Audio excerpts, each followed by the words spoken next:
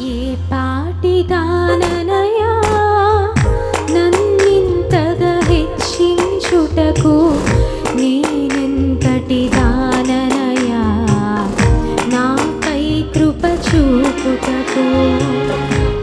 ఏ పాటిదాననయా నన్నింతగా హెచ్చించుటకు, నేనెంతటి దాననయా నాపై కృప చూపుటకు.